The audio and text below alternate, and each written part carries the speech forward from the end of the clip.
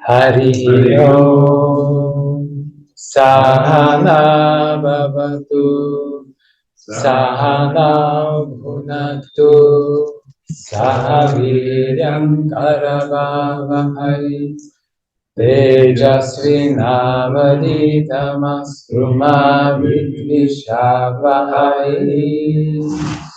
Om Shanti Shanti Shanti. Om Jaya Shri Krishna Chaitanya Prabhu Nityananda Shri Advaita Gadadhara Shri Vasadi Gaura Bhakta Vrinda. Hare Krishna Krishna Krishna Hare Hare, Hare Rama Rama Rama Hare Hare. Okay, so page 56.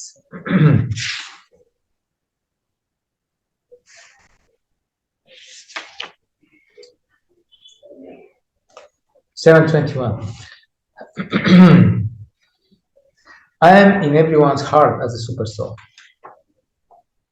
As soon as one desires to worship some demigod, I make his faith steady so that he can devote himself to that particular deity. So Krishna has to invoke faith in the particular demigod also.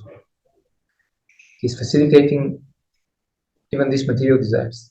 Some may ask why the all-powerful God gives facilities to the living entities for enjoying this material world, and so lets them fall into the trap of the illusory energy.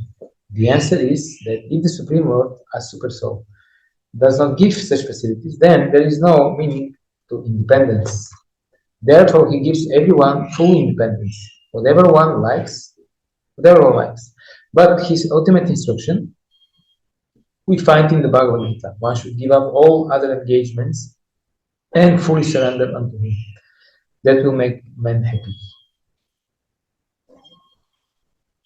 722. Endowed with such a faith, he endeavors to worship a particular demigod and obtains his desires. But in actuality, these benefits are bestowed by me alone. Demigods cannot award benedictions to their devotees without the permission of the Supreme Lord. Sometimes they do, just like Shiva did with this demon, and then he was in trouble. So then Krishna had to save him. So the worship of demigods and achievement of desired results are due not to the demigods, but to the Supreme Personality of Godhead, by arrangement. The less intelligent living entity does not know this, and therefore he foolishly goes to the demigods for some benefit. But the pure devotee, when in need of something, prays only to the Supreme Lord. Asking for material benefit, however, is not a sign of pure devotee. The living entity goes to the demigods, usually because he is mad to fulfill his purpose. This happens when something undue is desired by the living entity and the Lord himself does not fulfill the desire. So you want something very badly, but it is not a positive thing, it's not going to be good for you, for the others. And Krishna doesn't fulfill this desire. Just like the kid sometimes goes to the mother and the father, and if the mother refuses, then he goes to the father. And so similarly, sometimes people go to the Supreme Father, Krishna, and then when there is seemingly no positive response, then they try to appease some demigod. In other words, they're so proud, so convinced that they know what is good for them, that they don't listen to Krishna's instructions. Krishna says, no, this is not good to you. They say, no, I know better what is good for you. So therefore there is prayer in Bhagavatam, I think 4th canto. My dear Lord, please, you take the initiative. You're my father, you're the Supreme Father of all. So you know what is for my best interest. So please, you do whatever you think is good for me.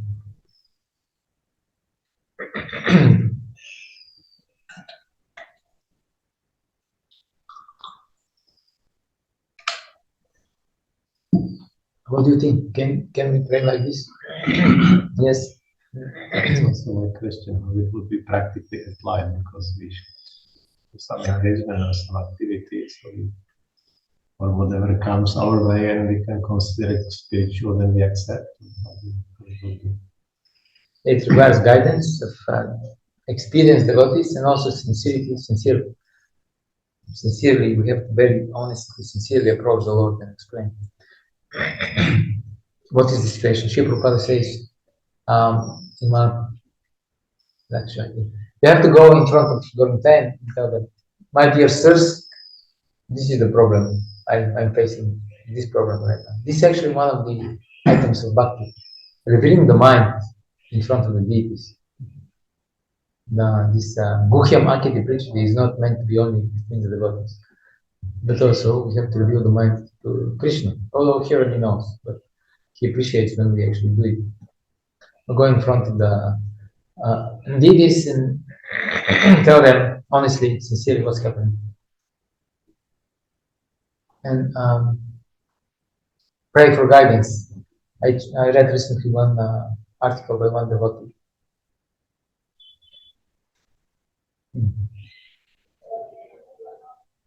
And he was explaining that he faced some dilemma. He's facing right now some dilemma in his spiritual life, so doesn't know what to do. And some devotee came to see him, and then he shared with him, and then the devotee told him, well, talk to God. Go talk. You are living here next to Govardhan. Just go talk to him.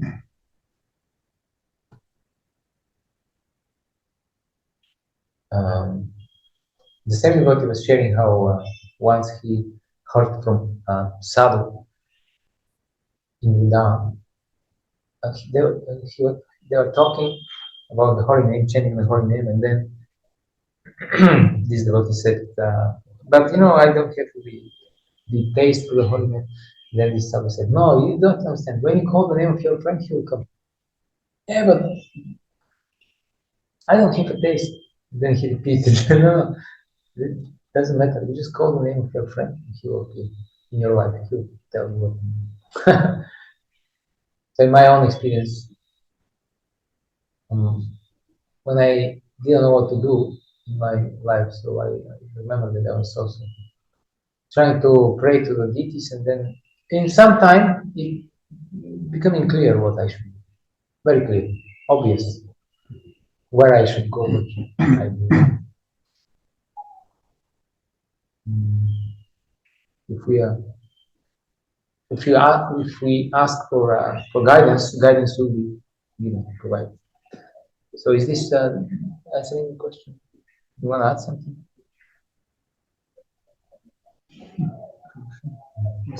Sometimes we would just start to talk with God, you can explain, make like cheap approach to God. But it's not cheap, it's the real thing. Yeah, the real thing. We can approach to God and say our doubts, ask Him guidance. So other devotees' guidance will come, but sometimes devotees come to God and start to make it more cheap. Yes. They start to become like sahaja, they talk with God, Krishna. Now ask or share different nonsense, and make it like sahaja. We do this. Yeah. Dreams. Dream, Krishna appeared. How to find the balance between and how to explain others. For example, some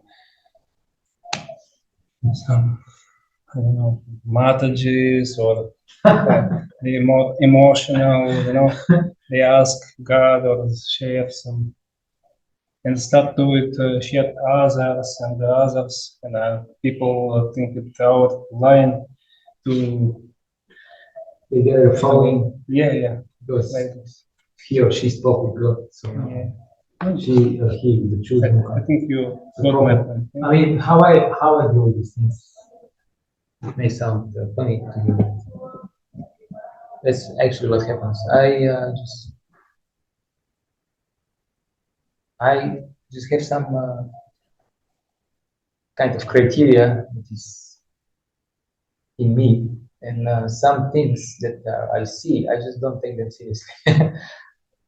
I know that I discard them, and I say, okay, no, what kind of nonsense? You never talk. Maybe he or she talked about, but when I see this sentimental approach and cheap, and making everything very easy, like everybody can do it, then I just don't want to personally to associate very much with these people. At least on this topic, I don't take this seriously. I would not take shiksha instructions. I would not take seriously whatever they have to offer. So that's how I deal with it.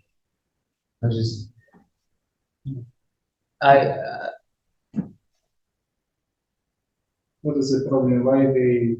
Because they don't have someone had good philosophy, understanding. What is the reason? People do it. I don't know. The reason maybe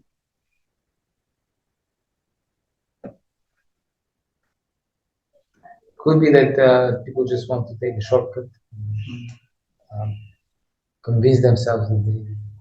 I don't know. Because it's a heavy thing to say that they're not sincere or they're nonsense. I don't want to say this because it's individual every time. But in general, from what I have seen is that they usually don't have very strong guidance in devotional way. They don't count so much on their senior devotees, authority, and gurus. They somehow they step themselves in this position. They don't need anymore a medium between them and God, so they can just discard all authorities and just directly come in contact. Because we have also other extreme devotees not approach to God. They think I am not qualified to ask to God and pray to God like this. And different. Two sides. But how? Then what they do? They don't pray to God. What kind of devotee you are if you don't pray to Krishna? I mean, Right. not pray to God. I mean, ask to God or some sentimental approach. Something. We should be middle, between two extremes. Well, therefore we have the example of. Therefore we have Shastra. In Shastra it is stated that this is item of bhakti. Prayer, two types of prayers. One is you memorize prayers of the great devotees. Another type is you compose your own prayers. So it's bound. But see, usually if Krishna talks to you, then this is something very special, and you share this just with the public. No? Yeah, but how understand? Krishna talk with me, or my mind talk with me, difficult. Some people, someone say, Krishna talk with me yesterday morning, and he said he killed someone. I mean, sentimental. Prabhupada said we have to use our common sense also. And common sense is another way of saying Paramatma. Of course, then somebody can accuse us also. So you think you're in contact with Paramatma. So you're falling in the same trap. But if people just share like this openly with everybody, it's not a good sign. Because if something actually happens, we see Prabhupada wasn't like this. We don't see in our life, at least I don't remember, some of the acharyas to be like this, just to openly share their most, confidential realizations.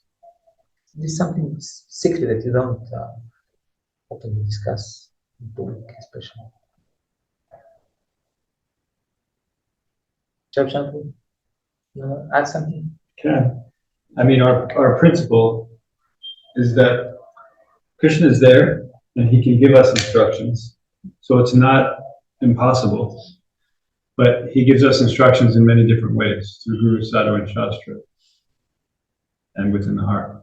So if we are getting instruction truly from him within the heart, it's not our mind, then we'll see that it's also in line with Shastra, and it's also in line with the Sadhus and the Guru. When we see that it goes against all three of those, then we can be sure that it's our mind. Right. Sometimes it may appear to go against maybe some sadhus or someone who may be accepted as Guru. So we always go with Shastra, because Guru only repeats Shastra. The sadhus only repeat Shastra. So it's really Shastra, Shastra, and Shastra. So there are times when Shastra is not available to us, and we're in a situation and we need to make a decision, we need to figure it out, right? And we get some inspiration from within, and we're not sure, but we have faith that it's Krishna, so we go ahead and do it. But then we should always verify with Shastra when we have the opportunity, right? To know was I just following my mind, my whim, my senses, or was I actually following Shastra? So there's that system of checks and balances to find out, okay, was this actually, authorized? Because Krishna's word is Krishna's word, so he's not going to say something in Shastra and tell you something completely different. So that's how we can know the difference between our mind and Krishna. It requires some intelligence. So most people who are on that neophyte platform that are claiming to, be talking to Krishna, who are most likely talking to their mind, if they remain sincere and actually study Shastra, then they'll come to understand that, okay, maybe I was actually just dealing with my mind there. And now I understand Krishna's voice, right? Then they'll be more, apt or to be a vessel for receiving Krishna's message.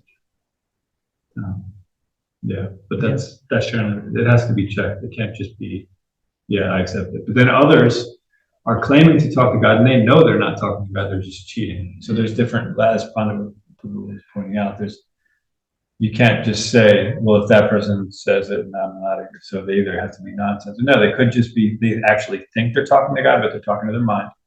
Or they know they're not talking to God, but they're just trying to cheat you. And then there's plenty of things in between that could be the case. But if it's us we're talking about, if you're trying to figure out whether you're talking or communicating with your mind or with Krishna, it'll always be verified in Shastra. So even if you don't have access to Shastra at that moment in time where you're getting that inspiration, at least at some point you can verify if that was something that was bona fide or not.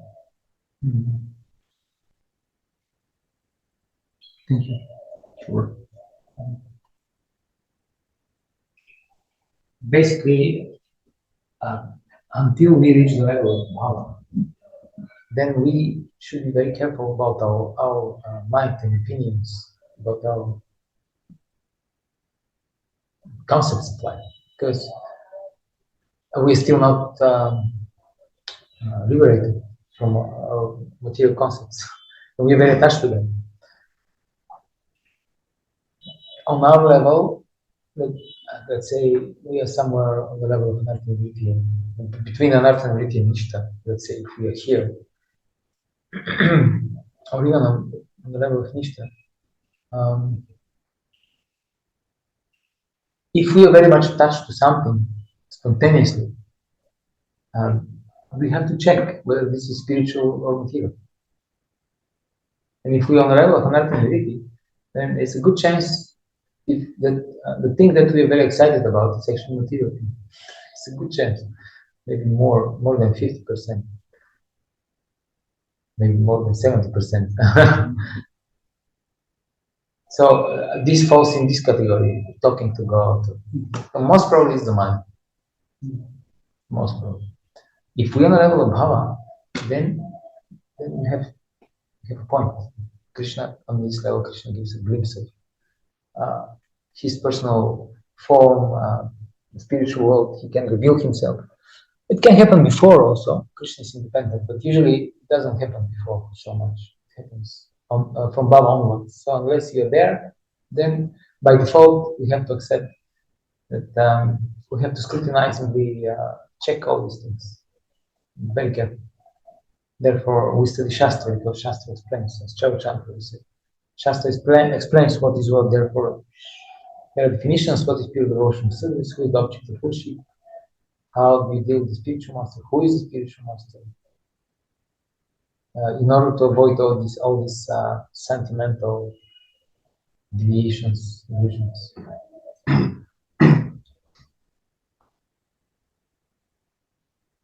So what we're gonna pray now? Back to the original point, praying to Krishna. But by the way, there are stories of devotees talking to deities. Actually, many stories. So we're gonna pray to Krishna. Krishna, please do whatever you think is best for me. That means we are letting go, letting off the control. We want to be controllers and enjoyers. So we always have some plan about ourselves. So my plan is I want to do this. Then we go to Krishna and then we pray, okay, please fulfill my plan. I want this. But to say, okay, whatever, I don't have plans anymore. You please take over. You tell me. Where do you want me to go? What do you want me to do? It's not easy. Just imagine just letting off the reins of the chariot and giving them to Krishna. Okay, now you take me.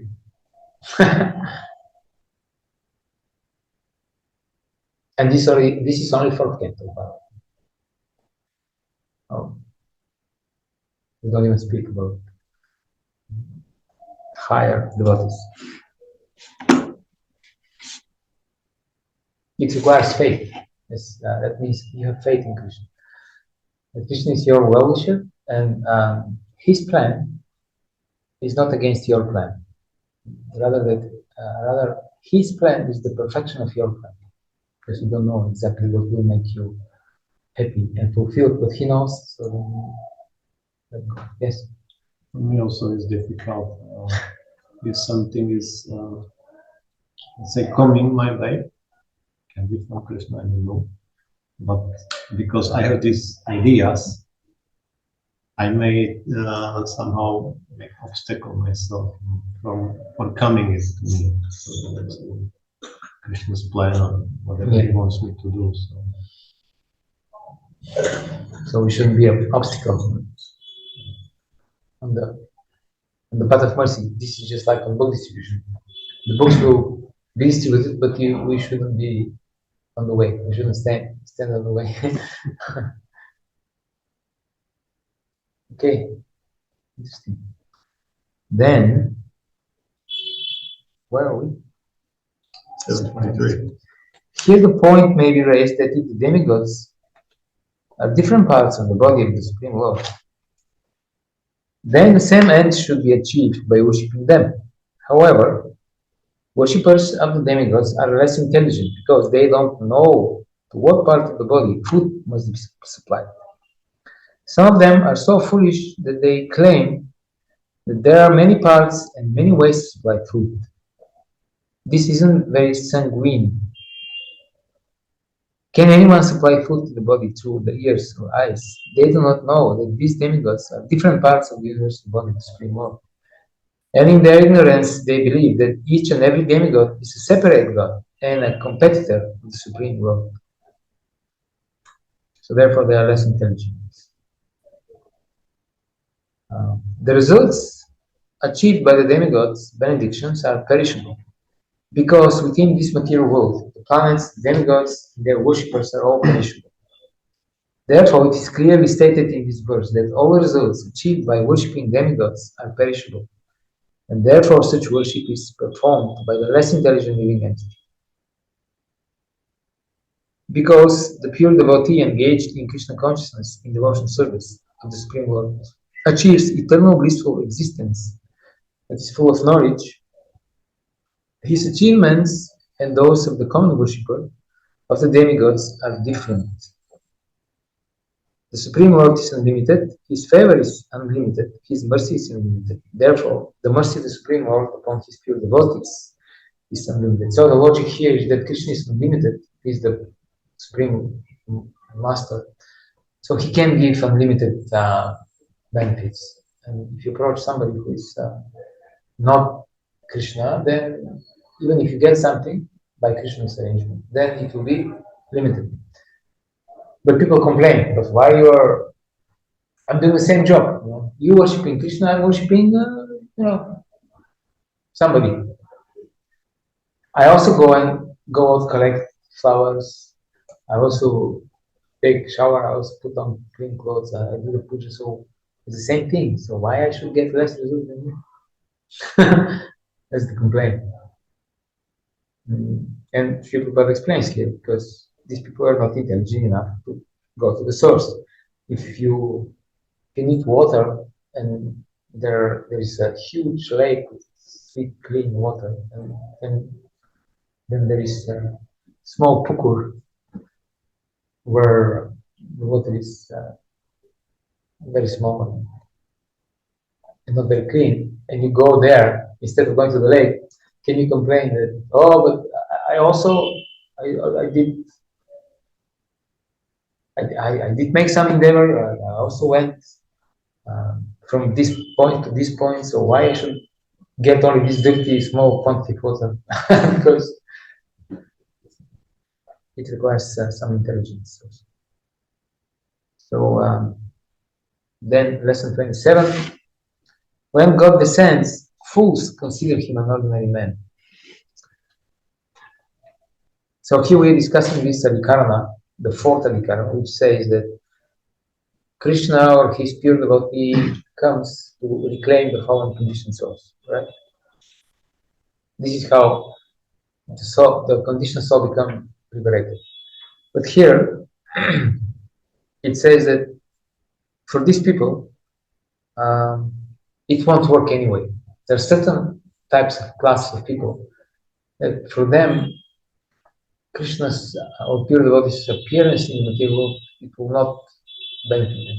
They will not take advantage. So these are these people. Fools deride me when I descend in the human form. They do not know my transcendental nature as the Supreme Lord of all that be. So let's see.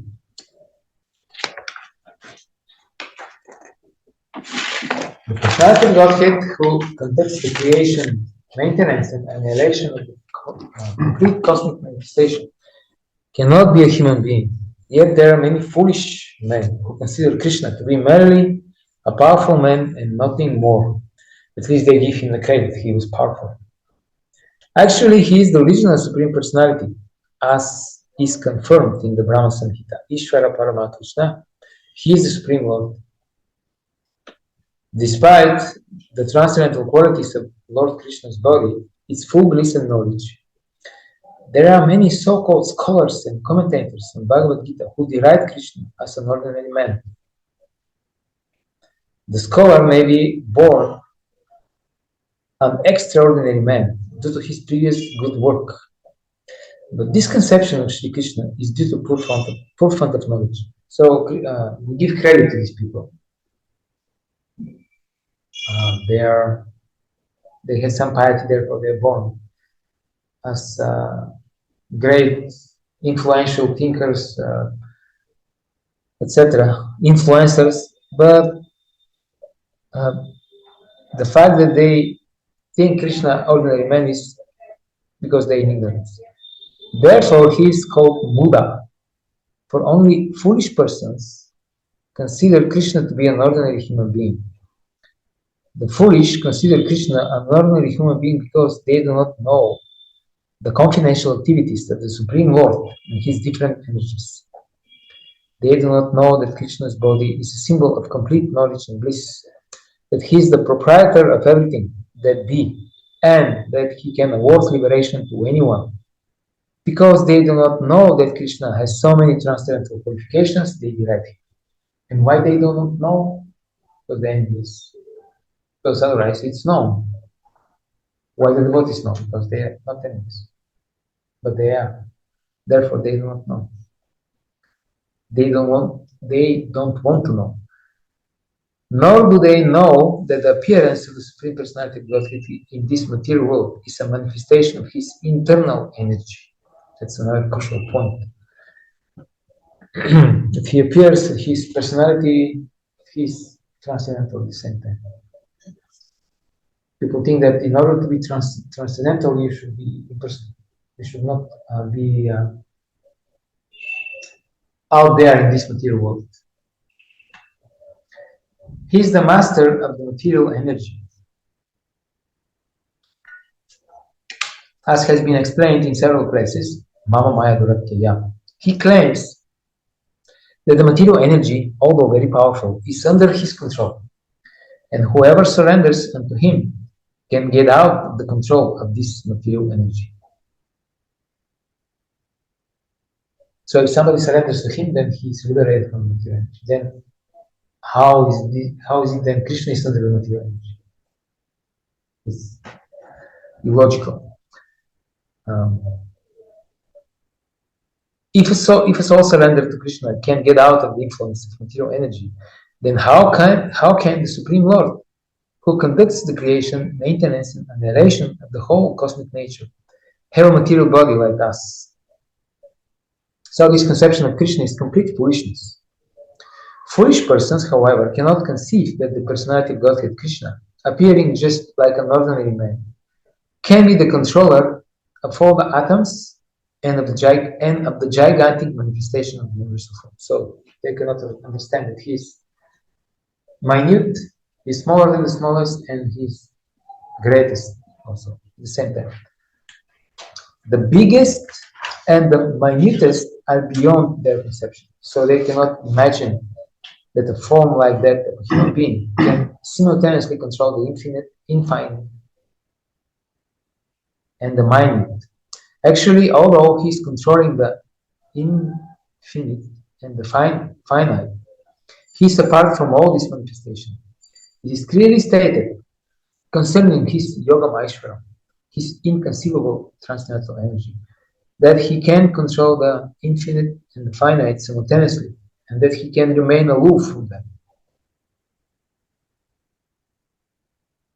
Although the foolish cannot imagine how Krishna, who appears just like a human being, can control the infinite and finite, those who are pure devotees accept this, for they know that Krishna is the Supreme Personality of Godhead. Therefore, they completely surrender unto him and engage in Krishna consciousness, devotion, service to the Lord. So, let's see. 4 questions.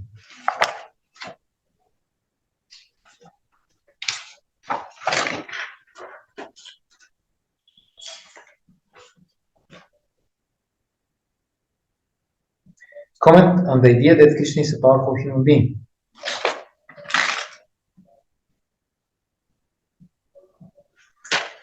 How do the scholars and commentators derive Krishna, and why?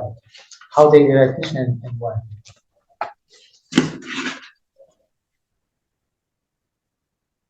They say he's an ordinary human being, powerful human being. And why they would say that?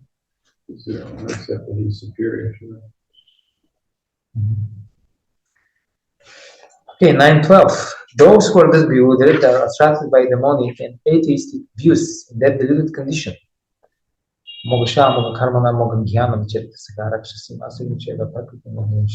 Their hopes for liberation, their fruitive activities, and their culture of knowledge are all defeated.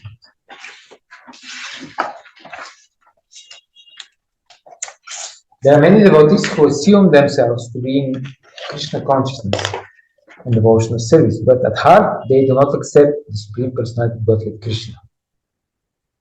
They don't accept that as absolute truth. For them, the fruit of devotional service, going back to Godhead, will never be tasted. So we hope that we are not amongst those guys. Yeah? So we have to accept the Supreme Personality of Godhead Krishna as absolute truth. Similarly, those who are engaged in fruitive pious activities and who are ultimately hoping to be liberated from material entanglement will never be successful either. because they derive the Supreme Personality of Godhead, Krishna.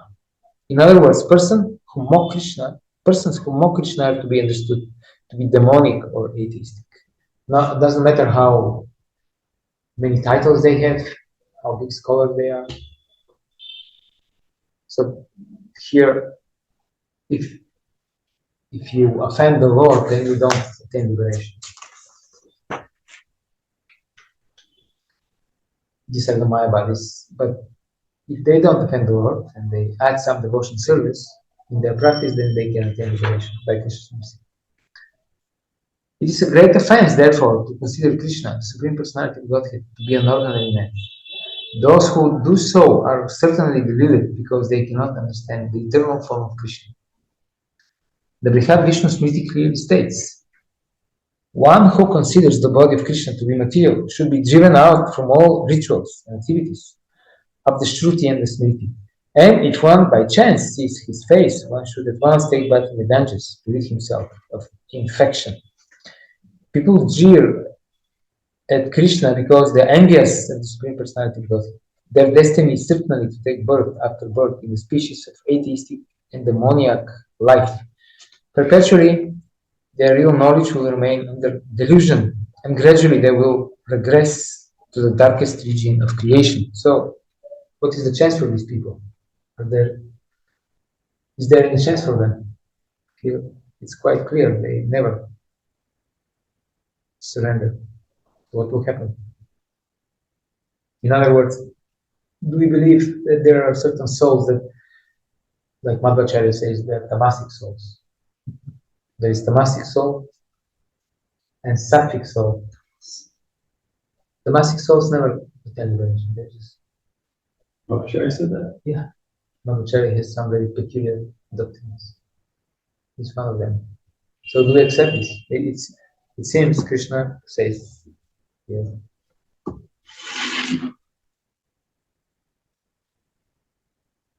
That this is true. No? I mean, it doesn't say it that way though. Because as far as we know from Shastra, the spirit soul Satchidananda, it doesn't have, because tamasic, rajasic, and sattvic are material laws. They're only here in the material. So it could be that it's just using the word, not actually saying that it's the soul is tamasic, but it's a soul that's influenced by so much tamas that pretty much until, a pure devotee comes and, No, pretty much. I mean, I don't know so well, almost nothing about Madhvacharya's writing, but I know persons who know. So it is like certain souls, they never attain liberation, according to his doctrine. And also, you attain liberation only if you're born in a Brahmin family. That's another thing. You have to be Brahmana by birth. Then liberation is possible. Otherwise, you have to wait until you get this. So there are some peculiar doctrines. But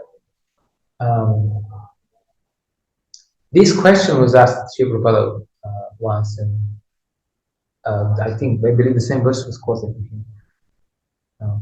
No, different one. The envious, I think 16th chapter, divine and demonic nature.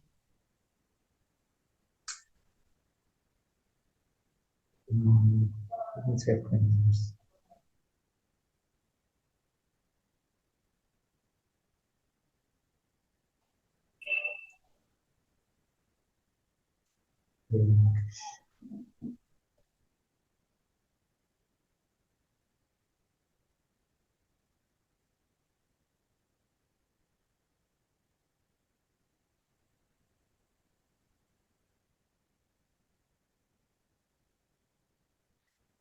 Okay, here this is Tamaham Vishata Kruran Samsarishu Naradaman Kshipami Anjastram Ashubham Asurish Eva Yomishu, which is 1619. Those who are envious and mischievous, who are the lowest among men, I perpetually cast into the ocean of material existence into various demoniac species of life, perpetually. And then, next verse. Attaining repeated birth amongst the species of demoniac life, or Samutkunti, such persons can never approach me. gradually they sink down to the most abominable type of existence. So I think this was quoted Prabhupada. And Prabhupada said, yes, it is true, with one exception, if he is fortunate to meet a pure devotee of the Lord.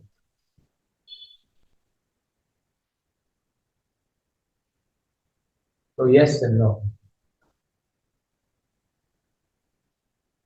Yeah, also, text 19, it's fairly clear. Yeah, perpetually means as long as they're envious and mischievous, because he is always reciprocating. Yeah. So when if they continue to act in that way, then they're perpetually. Because free will, huh? Free will. Yeah. But Madhvacharya also says that the fact that you engaged in Vishnu Bhakti is a sign, you can never be sure, but it is a sign of a sattvic soul. Yeah. So there is a hope for us.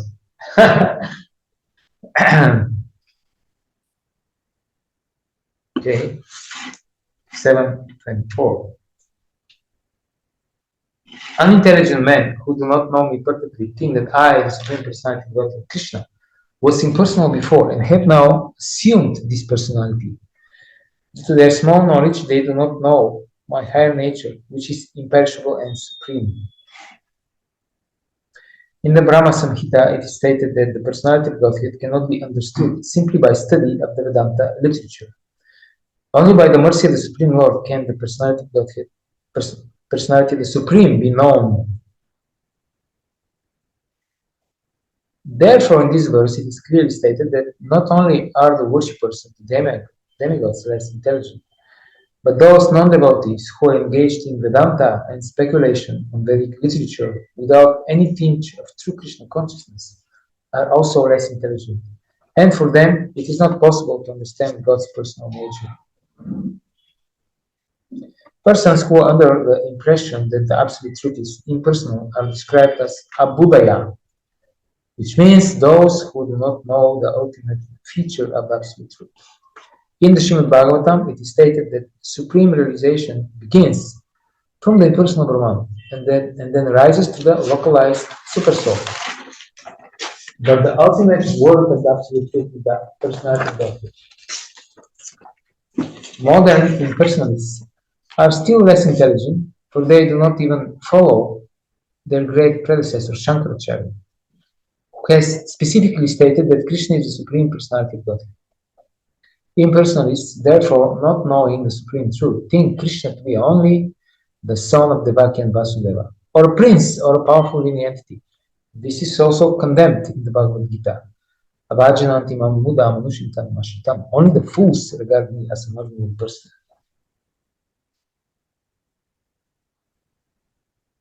Okay, one cannot understand the Supreme Personality of Godhead, Krishna, or his form, quality, or name, simply by mental speculation or by discussing Vedic literature.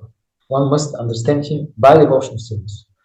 When one is fully engaged in Krishna consciousness, beginning by chanting the Maha Mantra, Hare Krishna, Krishna Krishna, Hare Hare, Hare Rama, Rama Rama, Hare Hare, then only can one understand the Supreme Personality of Godhead. Non-devotees, impersonalists, think that Krishna has a body made of this material nature and that all his activities, his form, and everything are Maya. These impersonalists are known as Mayavadis. They do not know the ultimate truth. Okay?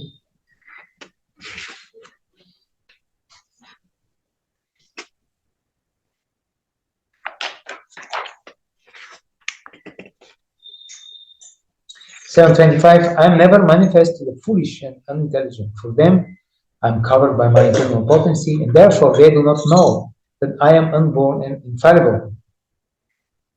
So, just like we will not reveal our secrets to anyone. We will carefully screen the person and try to understand whether he is actually our well-wisher. And unless we decide that we will reveal our secrets, nothing can happen. This person cannot know us, right? Let's say that we are not on social media so much, and we don't post our innermost,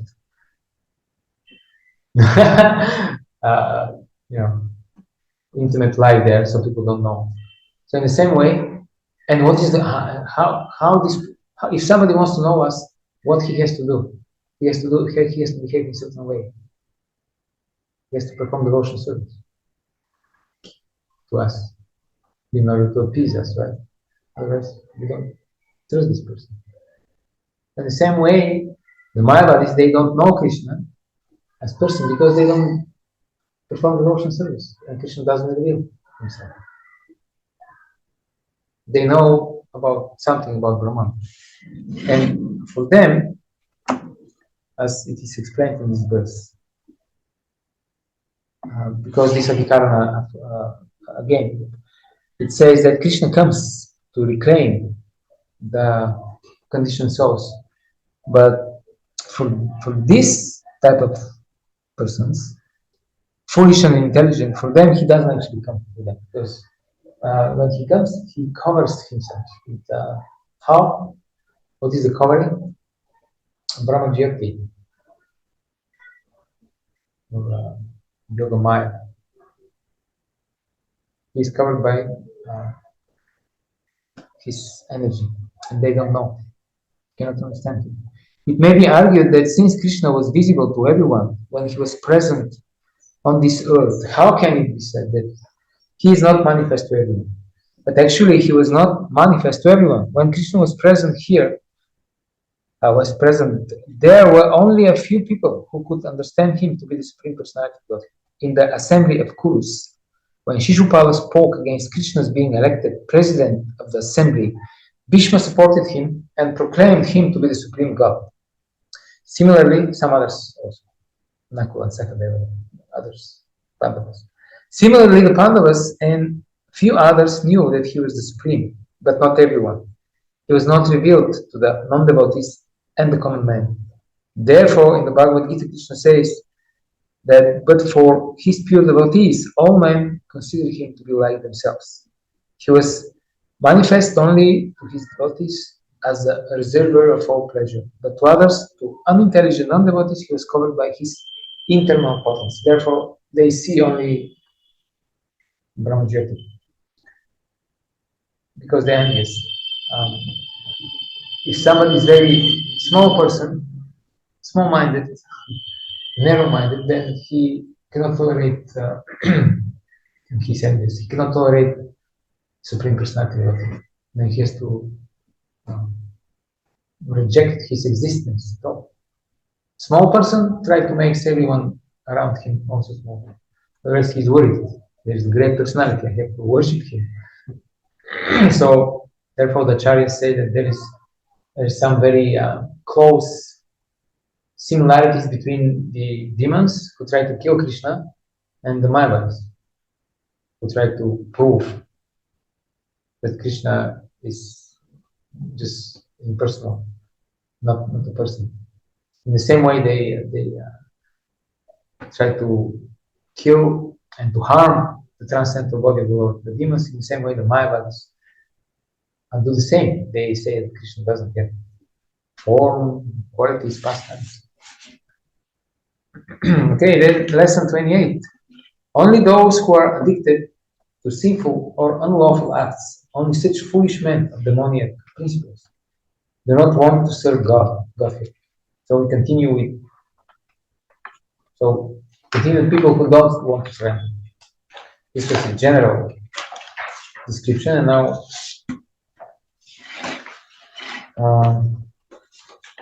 we have 4 groups of them. Those miscreants who are grossly foolish, who are lowest among mankind, whose knowledge is stolen by illusion, and who partake of the atheistic nature of demons, do not surrender to me. The Mudas are those who are grossly foolish, like hard-working beasts of burden. They want to enjoy the fruits of their labor by themselves, and so do not want to part with them for the Supreme. The typical example of the beast of burden is the ass. So these are the Mudas, grossly foolish. They are very attached to the results of their work, because this is their all in all. they invested their whole life and energy, everything in this work, and when they get the fruits, this is their epitome of their life. This is their God. Another class of dushkriti or miscreant is called the Naradama, or the lowest of mankind. The civilized human beings are those who have regulated principles of social, political, and religious life. Those who are socially and politically developed, but who have no religious principles, must be considered Naradamas. So who are the Naradamas? Can we give some examples? Socially and politically developed, but who have no religious principles. You want names or just names? you mean like a general category? Or what are you talking about? Basically, they're those who are working on the Brahmanamaya platform who they at least can understand that other people are involved and there should be some pleasantness. So they're socially and politically developed, but they don't have religious principles. So they're not referring to any sort of Shastra to understand what is the true laws of nature. They're so concerned about making their own based on either trying to look like making everyone happy, but it's usually exploitative or whatever. It is actually Annamaya, but it is presented as Pranamaya, because it's good, because it's talking about society. Yeah. So they are, in other words, they have intelligence. They're more intelligent than the Buddhas, but they don't want to use this intelligence in order to understand God, but they're using the intelligence in order to establish that there is no God. Therefore, they come up with all this. Well, not so much these guys, more the next one, the next category. But anyway, in any case, although they have the capacity to understand Krishna, they reject Krishna. So they are worse than the first group, because the first group just gross the foolish, they lack intelligence. But these guys, they have, in another place, Prabhupada says that Naradamas are those people who rejected Krishna consciousness. They came in contact with Krishna consciousness, but rejected it because they saw that it doesn't suit their purpose. It doesn't do anything for them. They want to attain some material sanctification. Krishna consciousness, they thought, which is the opposite. Therefore, they are the lowest because they came in contact, but they rejected. Nor is religion without God's religion, because the purpose of following religious principles is to know the supreme truth and man's relation with Him.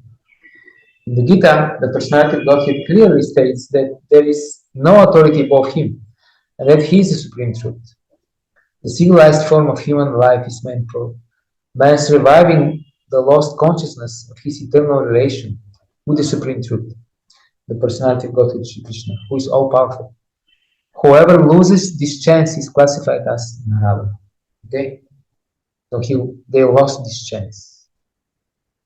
Losing it right now. So I'm thinking that these are maybe the professional type of people, Talking about group identities.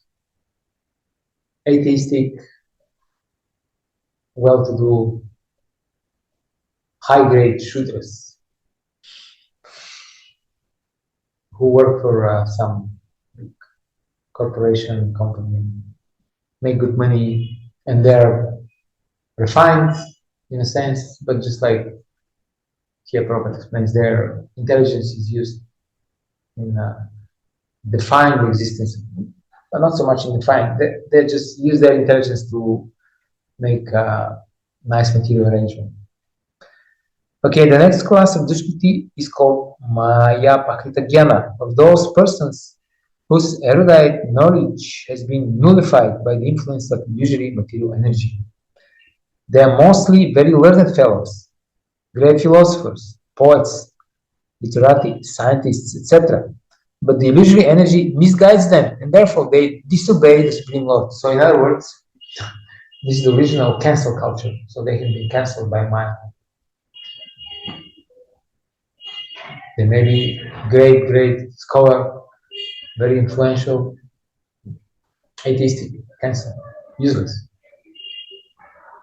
Srila Prabhupada tells the story about the jackal who became a king. Have you heard the story? The jackal, he came to a village, and then there was a person who was coloring clothes, and he had this his paraphernalia outside. There was a pot that he was using, and there was a colored water inside. So the jackal, he fell into this water, so he became blue. He came out, he was blue, and then all the animals in the jungle, they were very surprised. It's the same. We never saw such animal. And then they approached the jackal and said, "So, dear sir, who are you?" And the jackal said, "I am sent by God to rule over you." And so even the lion was surprised. So he became the king in the jungle. And one day, other jackals came, and they started to howl, or they made their sound. But when the jackals are howling, then the jackal cannot not respond. He has to respond. He has to. So he started also to howl, and then the animals said, "Well, then this rascal, that's a jackal actually. He's not a king. He's a jackal." And Prabhupada says, in the same way, they may be whoever they want to be, with their big titles, but when they start speaking, we can immediately detect, oh, he's a jackal. Professor such and such, doctor, PhD, whatever, is a jackal. Because he's atheist. He disobeys Krishna's instructions. So we don't give any credit to this guy. No credit given. Jackal. Maya Bhakti Jnana. And then the third one. There are a great number of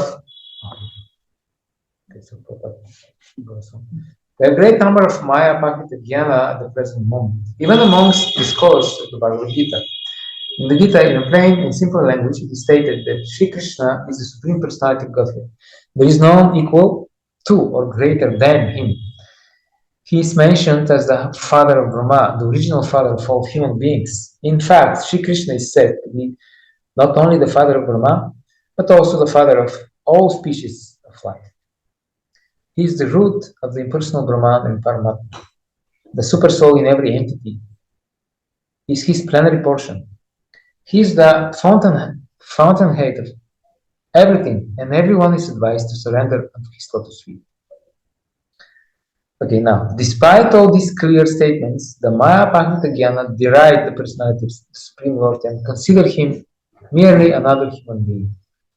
They do not know that the blessed form of human life is designed after the eternal and transcendental feature of the Supreme Lord.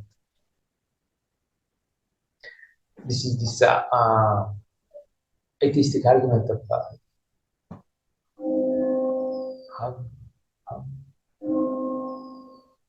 forgot the name, but it goes like this. It was formulated a long time ago by some Greek philosopher, Xenophant, I think. He was saying there is no God, because just see, every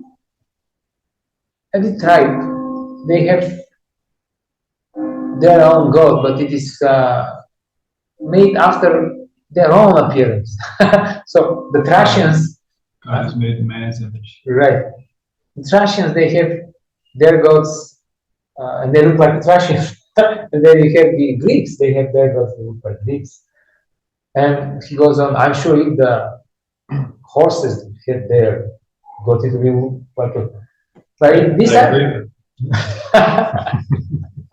right, but that's the thing. Is that this argument doesn't go well with the Vedic version because we don't have 4 arms. neither we have a horse head or a lion head for that matter, or we're not Fishes or turtles. So poor guy, he was not aware of the real religion, so his argument was not well developed. But people still articulate the same thing. Same argument goes around.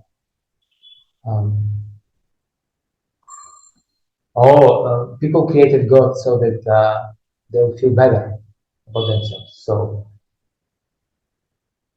it is a solace. You know?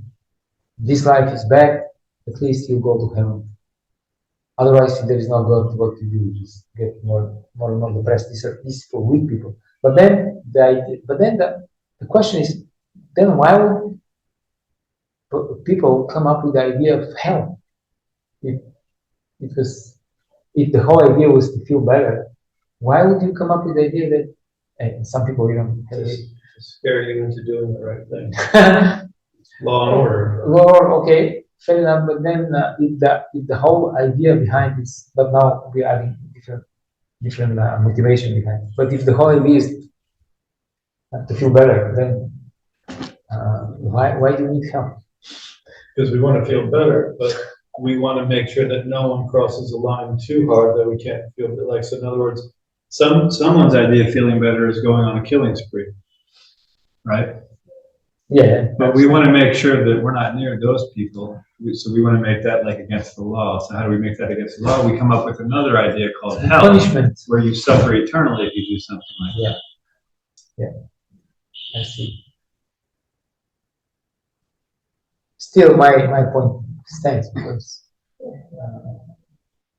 one would come up with some other idea of God, more benevolent, without hell. Anyway, and then the last class of Dushkriti is called Asuram Bhavamashritaha, or those of demonic principles. This class is openly atheistic. Some of them argue that the Supreme Lord can never descend upon this material world, but they are unable to give any tangible reasons as to why not. Some people say that Krishna, God created this world, but He is not in any way part of it, although they cannot explain why. There are others who make Him subordinate to the impersonal future, although the opposite is declared in the Gita. Where is declared the opposite in the Gita?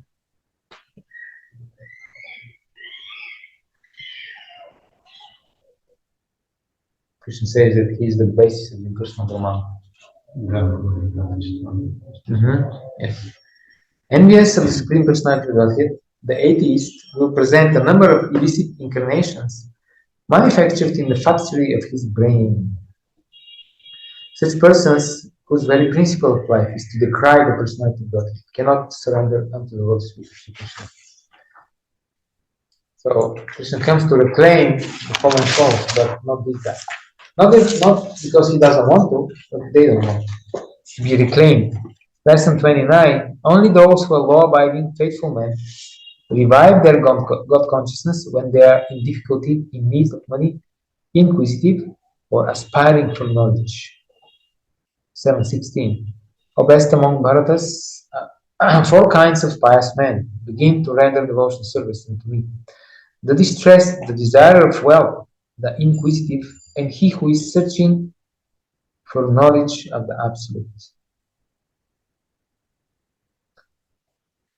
Unlike the miscreants, these are adherents to the regulative principles of the scriptures, and they are called Sukritina, or those who obey the rules and regulations of scriptures, the moral and social laws, and are more or less devoted to the Supreme Lord. On the whole, when the distressed, the inquisitive, the seekers of knowledge, these and those who are in need of money are free from all material desires, and when they fully understand that material remuneration has nothing to do with spiritual improvement, they become pure devotees. As long as such purified stage is not attained, devotees in transcendental service to the Lord are tainted with fruitive activities, the search for mundane knowledge, etc. So one has to transcend all this before one can come to the stage of pure devotional service. So Krishna said that Prabhupada. So the idea is that Krishna comes personally or send somebody to reclaim these conditioned souls. Then he explains how this happens to devotional service. No, we will explain it right now in the next lesson. And then there are some people who, although he comes personally, they will reject his instructions, and there are some persons who will accept. So this is how the logic goes. Then lesson 30. God consciousness, which is transcendental, is never revived by dint of work, knowledge, or mystic power. It can only be revived by devotional service. So no karma, no jnana, no yoga. 8.22. The Supreme Personality of Godhead. So who wants to read? The Supreme Personality of God, who is greater than all, is attainable by unalloyed devotion. Although he is present in his abode, he is all-pervading, and everything is situated within him. To enter Krishna's supreme abode, or the innumerable Vaikuntha planets, is possible only by bhakti, devotional service, as clearly indicated here by the word bhakti-yoga. No other process can help one attain the supreme abode. The Vedas, Gopala Tapani Upanishad 121, also describe the supreme abode and the supreme personality of God. Eko Vashi Sarva Gaha Krishna. In that abode, there is only one supreme personality of God, whose name is Krishna. He is supreme merciful deity, and although situated there is one, he has expanded himself into millions and millions of plenary expansions. Okay. And then next lesson, 31. No one is barred from approaching God. Simply by willing to approach Him, one becomes purified at once. Okay, so Krishna comes to reclaim the conditioned souls. Some souls reject Him. So those souls have been described, and Krishna doesn't interfere there because He gave them free will. Until they don't decide to change their ways, then Krishna will patiently wait. But in principle, no one is bereft of opportunity to approach Krishna. So this is this lesson. If you want to approach Krishna, then everybody can do it. But if you don't want, then you don't want. But if you want, Krishna will give you opportunities, no matter who you are. That's the idea here. 9:30. Even if one commits the most abominable action, if he is engaged in devotional service, he is to be considered saintly because he is properly situated in his determination. Sometimes, however, it may be seen that a person in Krishna consciousness commits some act which may be taken as most abominable socially or politically. But such a temporary fall down does not disqualify him. In the Srimad Bhagavatam, it is stated that if a person falls down but is wholeheartedly engaged in the transcendental service of the Supreme Lord, the Lord, being situated within his heart, purifies him and excuses him from that abomination. Okay, so this is the prayashchita for the devotee. To continue sincerely to perform devotional service. No need to follow prayashchita. Srila Prabhu will explain somewhere later. There is no need because the prayashchita is already there. The purifying factor, agent is already accepted. The material contamination is so strong that even a yogi fully engaged in the service of the Lord sometimes becomes ensnared. But Krishna consciousness is so strong that such an occasional fall down is at once rectified. Therefore, the process of devotional service is always a success. No one should deride a devotee for some accidental fall down from the ideal path. For, as explained in the next verse, such occasional fall downs will be stopped in due course as soon as the devotee is completely situated in Krishna consciousness. Okay. Wants to read the next paragraph. Therefore, a person.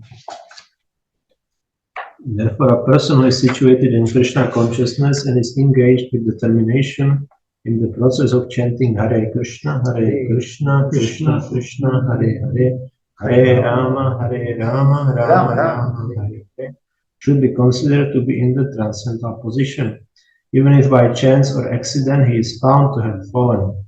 The word Sadur Eva, he is saintly, are very emphatic. They are a warning to the non-devotees that because of an accidental fall down, a devotee should not be derided. He should still be considered saintly even if he has accidentally fallen down. And the word Mantavyaha is still more emphatic. If one does not follow this rule and derides a devotee for his accidental fall down, then one is disobeying the order of the Supreme Lord. The only qualification of a devotee is to be unflinchingly and exclusively engaged in devotional service. So this is the criteria whether he's a sadhu. Even if he's done something bad, if he's unflinchingly and exclusively engaged in bhakti, he has to be considered sadhu. We should not see him otherwise. Okay, go. Yeah. What means accidentally? Yeah, but some people, Because different people have different definition. Accidentally. okay, some people say it is something that just happens on the strength of the previous bad habits without the devotee planning it beforehand. So it's more innocent, like just in this moment he's a very nice devotee. The next moment he's also very nice devotee, but he becomes overwhelmed by desire to steal money from the Christian, for example. Then he does it. Just caught in the. He hasn't been careful or something. So that's how some people will take it. So in other words, if it's planned beforehand, how they say in American, premeditated. in cold blood, Oh. in cold blood, then it is not acceptable. So all these nice things, they don't apply to this devotee, and we should basically hang them. He's not a devotee. But if you read Vishwanath-Chakravartita's commentaries on these verses, at least I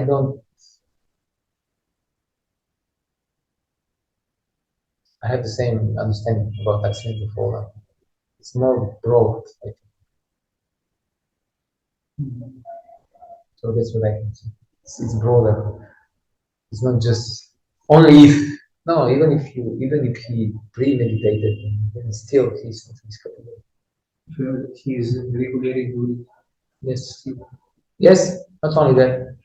Even if he does it regularly, even up to the moment of death. That's what I understand by the English translation of Vishwanath-Chakravartita's commentary on these verses. But then he should be repentant.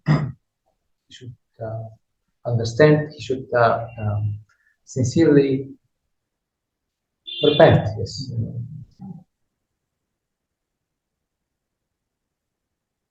Okay. So then, On the other hand, one should not misunderstand that a devotee in transcendental devotional service can act in all kinds of abominable ways. This verse only refers to an accident due to the strong power of material connections. Devotional service is more or less a declaration of war against the illusory energy.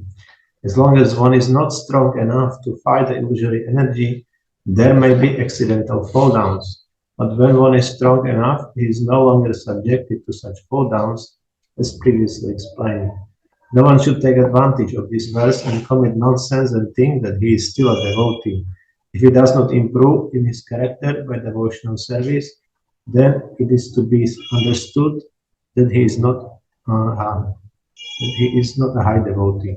thank you. So this high devotee, this last sentence is important because I have seen sometimes devotees misinterpret this statement by saying that if he does not improve in his character by devotional service, then it is to be understood that he is not a real devotee, which is quite different from what Prabhu says here, at least in my humble opinion. This is a philosophical difference. it's one thing to substitute a word for a better synonym, but here it changes the meaning, I think. So he's still a devotee, but he's not advanced devotee.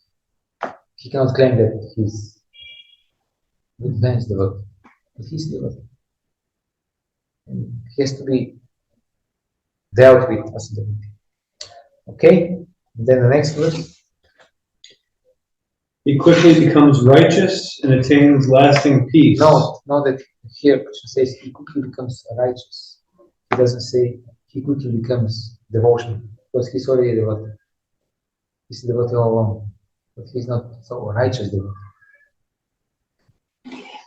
O son of Kunti, declared boldly that my devotee never perishes. This should not be misunderstood. In the 7th chapter, the Lord says that one who is engaged in mischievous activities cannot become a devotee of the Lord. One who is not a devotee of the Lord has no good qualifications whatsoever. The question remains then, how can a person engaged in abominable activities, either by accident or by intention, be a pure devotee?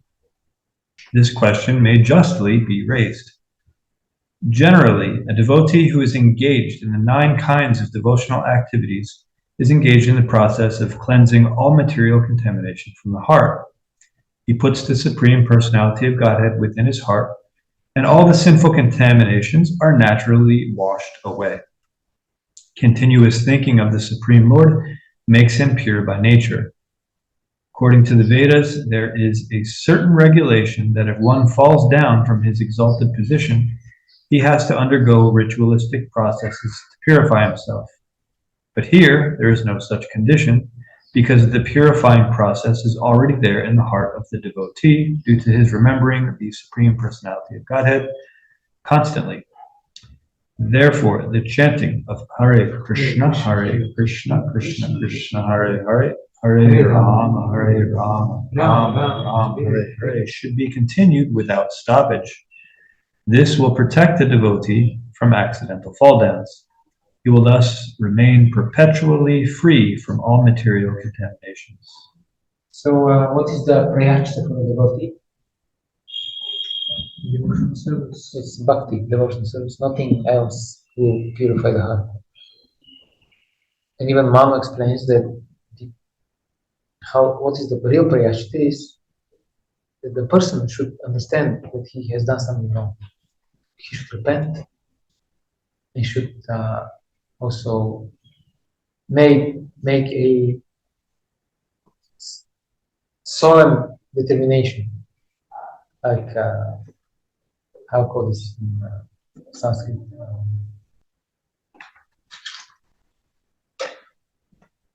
When you start the yagya, sankalpa, that one should decide very firmly that he will not do this again in the future. So this is the prayer. Basically, it means to understand that you are wrong, to repent, the bad influence on other people, on yourself also, of your wrong conduct, and to decide firmly that you will not do this again in the future. 232. Oh, son of Kunti. Yes. Let's say we still consider that person devotee, but within within devotee community, what are his positions or where he could be engaged in this way? He's not up to this standard, let's say. If he's not up to the standard, well, here, from what I understand, all the verses and the purpose explain that he is up to the standard now. He has repented, he has understood that he's wrong, and then he has decided that henceforward he will not do this again, this simple duties, whatever he has done. So it seems that he's in the proper standard. Okay. Yeah. There was this unflinchingly and exclusively engaged in devotional service. That's the proper standard. So he or she should be engaged in devotional service according to his nature, and he should be purified gradually by devotional service. There is no other way to get purified. Yes, Prabhupada was doing the same thing, that he just gave association, devotees were continuing. Yeah. A friend of mine told me that in Gaudiya Math they had a special farm community where they would put all these devotees, especially sannyasis who had problems, following principles, brahmacharis also. They'll put them there for 1 or 2 years. Just take care of them, just give them good association, engage them in devotional service. And then after 1 or 2 years, they would, at least that's what I remember. Then they could decide whether they want to get married or continue as sannyasi. Or brahmachari. And how we know about this is because one of the main persons there, he wrote a letter explaining that he needs to be removed from this service because he's taking care of this project and now he knows everything about all of these people, whatever happened to them, whatever problems they had. He said, I know it's too much, I need to go somewhere else. So this is one giving Bhakti Saraswati style. It was arrangement how to deal with such problems. It's one possible arrangement. Okay.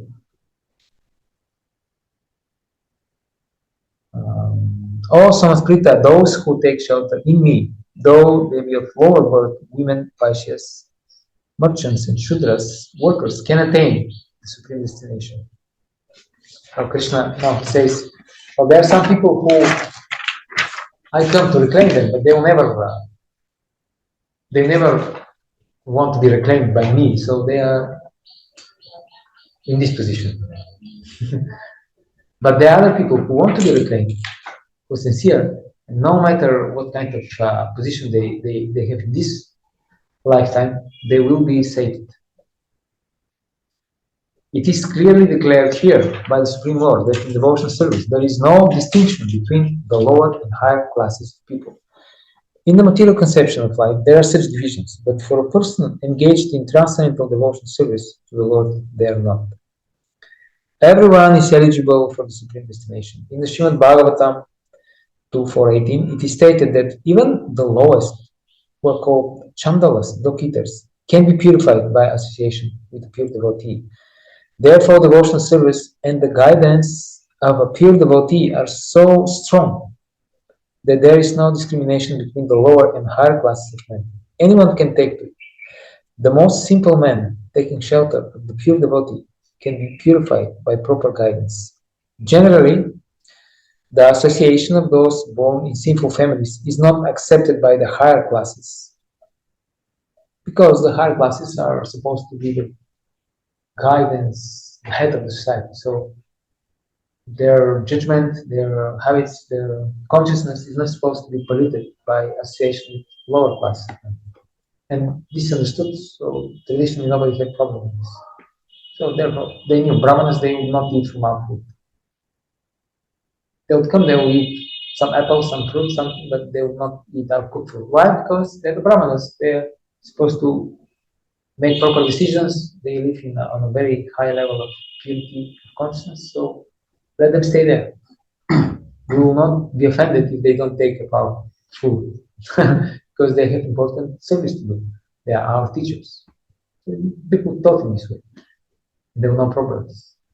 Later on, when people became more and more proud and envious, this became a problem. Who they think they are? Brahmins. They don't take from our food. No? They became a problem. This became a problem. But traditionally it was not. People were more simple, more pious. And there is a good reason why the Brahmins had to, as we said, maintain their level of purity, because they have to take the decisions. They are the Vedas personified. If their consciousness goes down, then the whole society will be plunged into chaos. That's what happened. But Western people, they don't like this. Oh, this is caste system. Oh, this is oppressive. It's not oppressive. It's just some people are more intelligent, they're more pious. Some people are less. So those who are more intelligent, they guide those who are less intelligent. But they have problem already in the beginning of this. They are less intelligent, more intelligent people.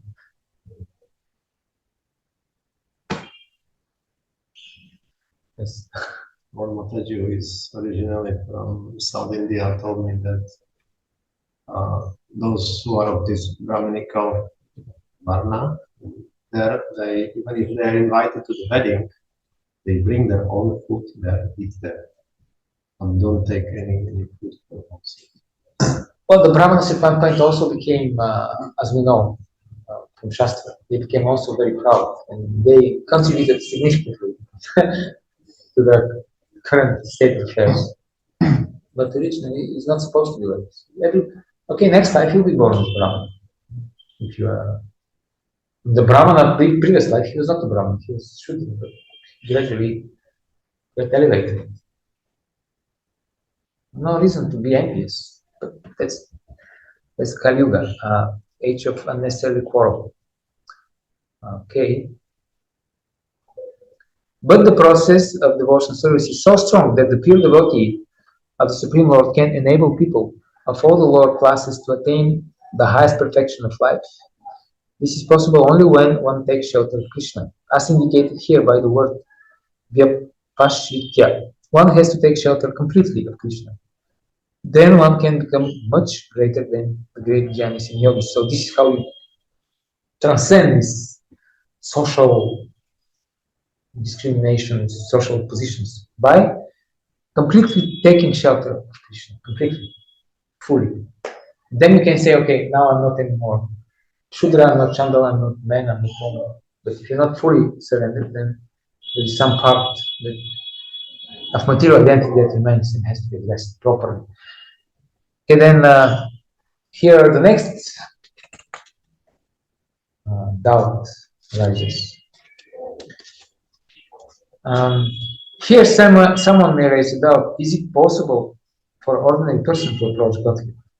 In Srimad Bhagavatam, Queen Kunti says, you yourself descend to propagate the transcendental science of devotional service into the hearts of the advanced transcendentalists and mental speculators, who are purified by being able to discriminate between matter and spirit. How then can we women know you perfectly? In the Bhagavad-gītā, the Lord says, out of many thousands among men, one may endeavor for perfection. And of those who have achieved perfection, hardly one knows me in truth. So here the question is, if it is very exclusive and very difficult, how is this possible for the ordinary person? And this answer in the next adhikarana, which when you're getting your homework, you're going to read this adhikarana. Tomorrow, the whole adhikarana, all the lessons. It's not very long.